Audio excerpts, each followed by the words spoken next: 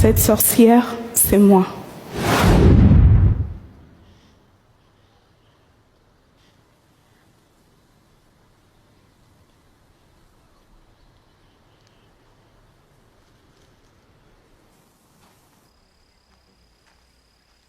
J'ai décidé de t'appeler magicien, comme mon mari qui est mort, parce que j'espère qu'un jour tu vas devenir courageux et fort comme lui.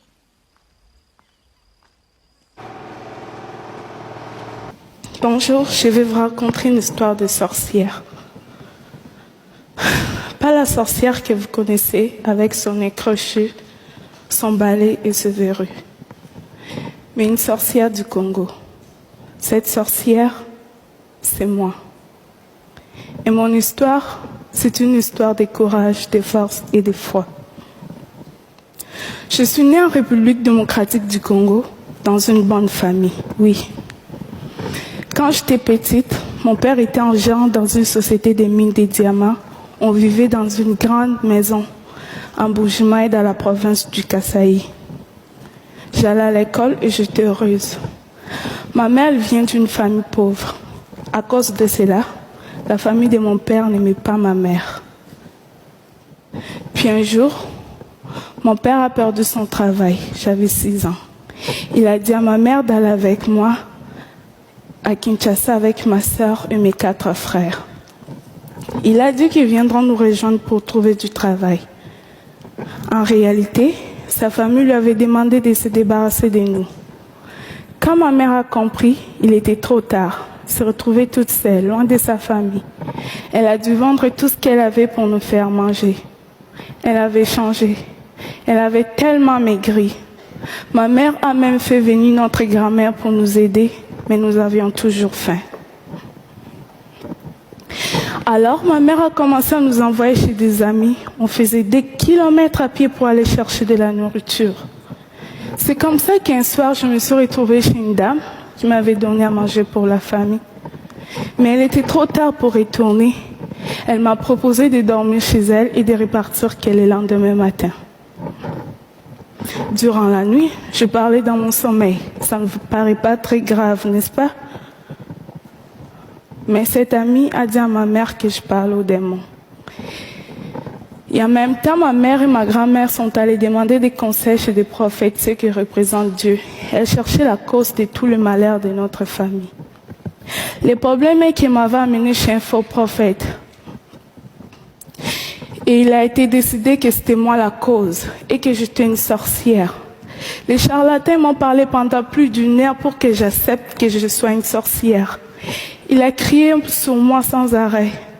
Ils m'ont fait boire 5 litres d'eau avec des herbes dégueulasses. Ils m'ont dit de vomir les viandes des gens que j'aurais mangées dans le monde des ténèbres. Imaginez-vous la scène, une enfant de 7 ans face à plusieurs adultes qui crient sans arrêt. On me tapait même dans le dos pour faire sortir cette viande. À un moment donné, j'avais peur et j'étais tellement fatiguée. Et j'ai fini par dire oui, je suis une sorcière. Je croyais qu'en disant oui, que le mal allait s'arrêter. Mais j'étais devenue une sorcière, malgré moi. Une fois qu'on m'est nommée sorcière, c'était impossible de retourner en arrière. Ma mère a accepté la situation. Mais ça ne veut pas dire que ma mère ne m'aimait pas. Et en même temps, comme la situation ne changeait pas dans la maison, sans argent, sans nourriture, ma mère a décidé de partir avec sa sœur en Angola pour aller trouver du travail. Leur plan n'a pas marché. Et ma mère se retrouvait toute seule, coincée en Angola, sans argent, sans nourriture. Et finalement, elle n'est pas revenue. Contre sa volonté, elle a été forcée de nous abandonner elle aussi. On a perdu toutes les communications avec elle. Et on est resté avec grand-mère. Pendant 2 ans, j'ai été traitée comme une sorcière. Les accusations, les cris, les jeûnes forcés, les piments dans les yeux. Elle disait que c'était moi la cause. Si ma mère n'appelait plus, elle pensait qu'elle était morte et que je l'avais sacrifiée. Elle a dit à tout le monde de ne pas m'aider, de ne pas me parler. de ne pas jouer avec moi. Dans mon quartier, on ne me laissait pas m'approcher des autres enfants. J'étais toute seule. J'étais pauvre. J'avais faim. Mais j'étais surtout pauvre d'amour. Et finalement, ma grand-mère, elle m'a chassée de la maison. Je suis devenue une chélier, une enfant de la rue. Dans la rue, on est comme des papillons.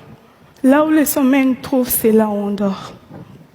Dans la rue, on devient des soldats pour survivre. On oublie la lecture et l'écriture pour apprendre à se battre.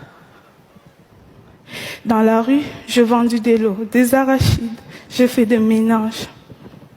Mais à chaque fois que je voyais les autres enfants aller à l'école, je me rappelais des jours où j'étais heureuse. Je pleurais. Je me demandais si un jour je pourrais sortir de la rue.